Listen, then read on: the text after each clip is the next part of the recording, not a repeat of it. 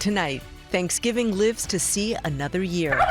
Why the cold turkey may be a lesson for the left to save their midterms. Plus, I'm on my way to do my last strength training. Don't be weird about this. what is up with AOC? And will the liberal star keep trying to revoke her woke? Also, as another ICE encounter surfaces on video, he got out with a gun, pointed it to my head. Agents may soon get gloves that deliver electric shocks. And the price tag of the president's pet projects at the White House is nearing $1 billion from you, the taxpayer. Live at the table, Scott Jennings, Bakari Sellers, Lydia Moynihan, Sarah Matthews, and Josh Rogan. Americans with different perspectives aren't talking to each other, but here they do.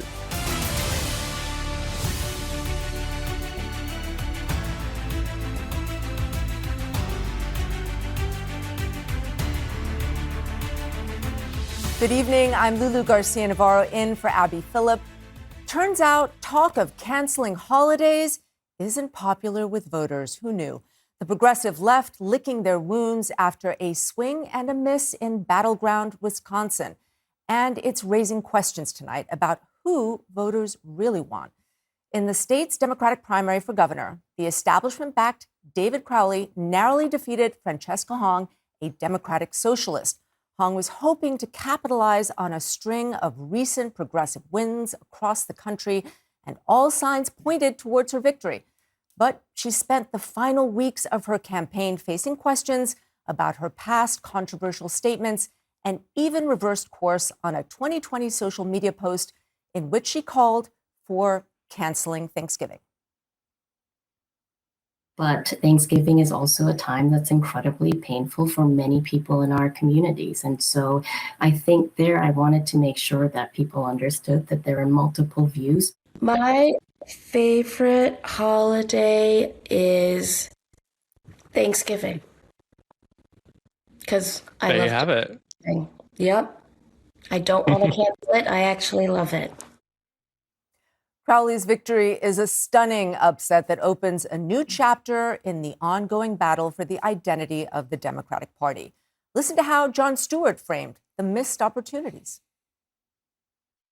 When you don't know the difference between Chuck Schumer and Mamdani, and you don't know how to square that circle, and you don't have anybody who can unify that message, how the they haven't come up with their own contract for America, or even if it's a gimmick to centralize the general complaints of a public thirsty for some actionable ideas and leadership, is malpractice bordering on criminal.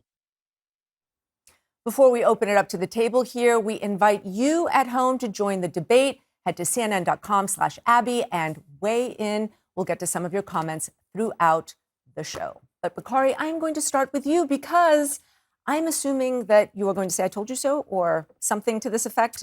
Yeah, first of all, it's not a stunning upset. And I kind of push back on that narrative. I think that we do a couple of things which are just incorrect. First, we label DSA and progressives all in one category, and that's just fundamentally inaccurate. You have a lot of progressives that don't espouse the same views and are not in the same political party as DSA. That's first. Second, it's not an upset. The recipe has been the same.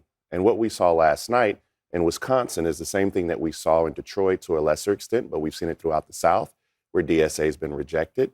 The fact is, Black voters matter. Like, you know how James Carville said, is the economy stupid? Like, it's Black voters stupid.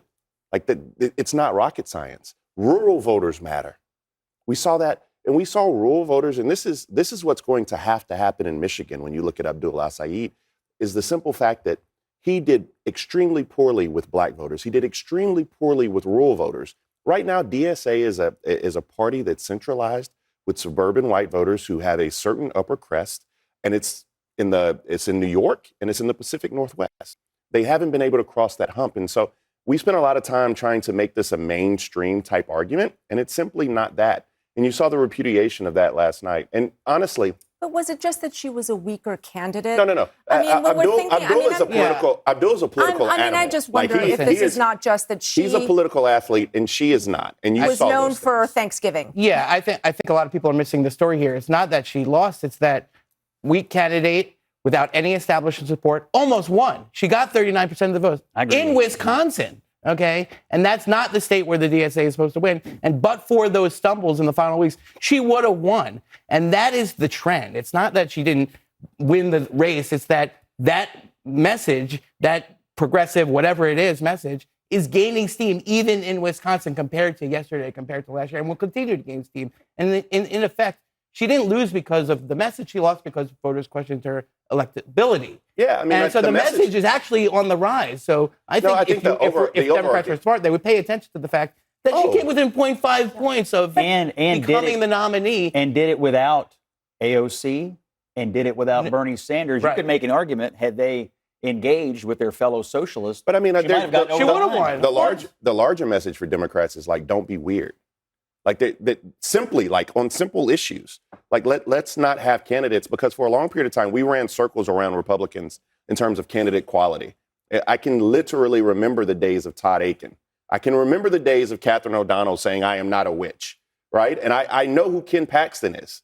Like I've seen the corruption surrounding Ken Paxton. We cannot run candidates who fundamentally are not ready. I mean, the Nazi tattoo alleged rapist guy, that was a bad idea. One second. So, correct. And we repudiated But eventually, One second.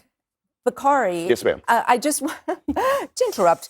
That sounds fine, I think. But the fact of the matter is that she was running against someone who literally just came in 3 weeks ago and running against a divided group of people. And so, this was not a very concerted effort to take her down. And so what you're seeing here is, I think, a very divided Democratic Party. No, I mean, you want it to be that because that's a better story. What you're seeing is the same thing we've seen over and over again, which is fundamentally DSA candidates do not do well in rural communities. They do not do well with black voters, point blank, period. They have not been able to win in the South.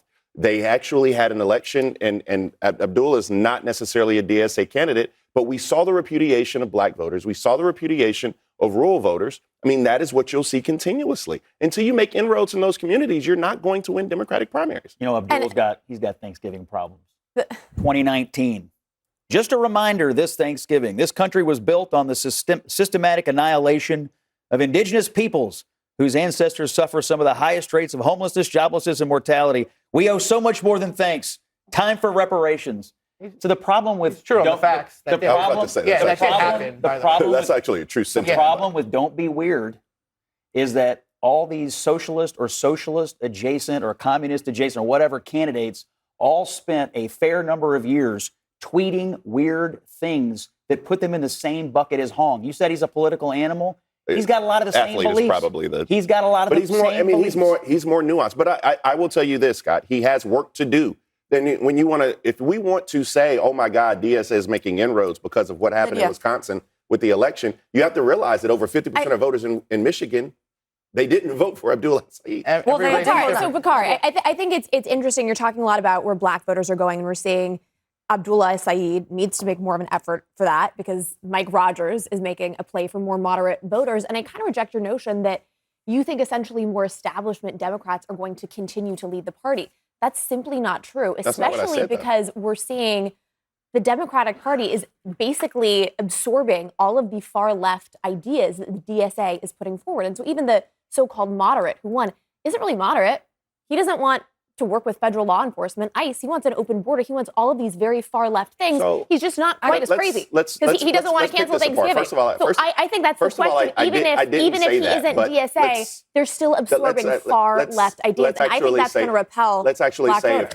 if we want to make sure that everybody has access to quality health care or first-class education, or we want to take Mamdani approaches to affordability, things that matter to people, like rent hitting a new all-time high. Then that's something that people actually care about. I'm talking about the fact is people aren't necessarily talking about defunding the police. If you want to talk about ICE, we'll talk about that a little later. But to say lots of ICE people are talking about defunding the police, like Abdul Syed. I'm saying that moderate voters, the voters you're talking about, pragmatic voters, Democrats are not necessarily looking for the next great messiah. What we're looking for is someone who can win. What we're looking for is we're tired of losing elections, particularly in November when our rights are on the ballot. But the Wisconsin, I will say, Wisconsin voters got it right by factoring in electability when it came to this race, because like Ron Johnson himself said it, that this is now a more formidable opponent that they will be facing this November, because Francesca Hong, she did have candidate quality issues. And so we can argue about the DSA and whether it's making more of an impact and whether that Democratic voters want candidates like that in rural or urban areas. But I will say, though, that I think that voters in Wisconsin, these Democratic primary voters, recognize the threat that is Tom Tiffany and electing him as governor. Because if we have a disputed presidential election in 2028, it's going to be governors like him who are making decisions about that election. And so it is important that we're not putting up an election denier to fill that governor seat. There was another election on Tuesday. It was in Minnesota. And the socialist over in Minnesota, Peggy Flanagan. She's not a socialist. Okay. The radical lunatic Peggy Flanagan decides she won over the moderate Craig. I mean, that did happen in a state with a lot of rural voters. And so hold on one second. This speaks to the conflation that's happening, that you hear that everyone is now a socialist when we're talking about Democrats. But actually, Lydia, I want to ask you something, because if you look right now at Mayor Mamdani, who is the most famous Democratic socialist, his approval rating is going up, which is unprecedented. I mean, if you look here, 45% in June, now 47%. New York City, 58%, now 69% in New York City. He is trying to show that democratic socialism is actually something that can work. How do you explain that? Look, it's a good question. I think he was a very skilled marketer, which is why he got into the mayoral office in the first place, and he's continuing to do that. He's very good at the photo ops. But if you look at the numbers, those are telling a completely different story. Rents are at a new all-time high. So I think eventually the data and the reality of the policies he's implementing are going to catch up with him. I do think, though, that there are New Yorkers who are happy with him, not because he's a member of the Democratic Socialist Party. They're happy with him because he was talking about affordability and addressing their top priorities. They're happy with him because he's following through on campaign promises. You look at filling potholes or fixing drinking fountains. These are things that New Yorkers care about. He fixed one drinking fountain, and it's because somebody tagged him on Instagram to do that. A functioning government doesn't need somebody to be tagged on Instagram to fix something. I talked to a lot of young Democrats and young progressives, and they all say the exact same thing. They say that they're dissatisfied with the leadership of the Democratic Party because the grievances that underpinned those tweets and statements in 2020 have not been addressed by Democratic leaders 6 years later. And those grievances were real, and people forget that we had on the left the biggest protest movement of the century in 2020, and it was based on real grievances, and none of those have been addressed. So people who speak to those grievances will win inside the Democratic Party, and people who show results on those grievances. It's also generational, and we're seeing it is generational. We're seeing a lot of that as well, but we're seeing it across party. All right, everybody. And that's going to matter in 2028, and Democrats ignore it to their peril. All right, everybody stand by. Next, AOC is sparking buzz both in politics and in her personal life. Is there a strategy, and can she distance herself from the woke era?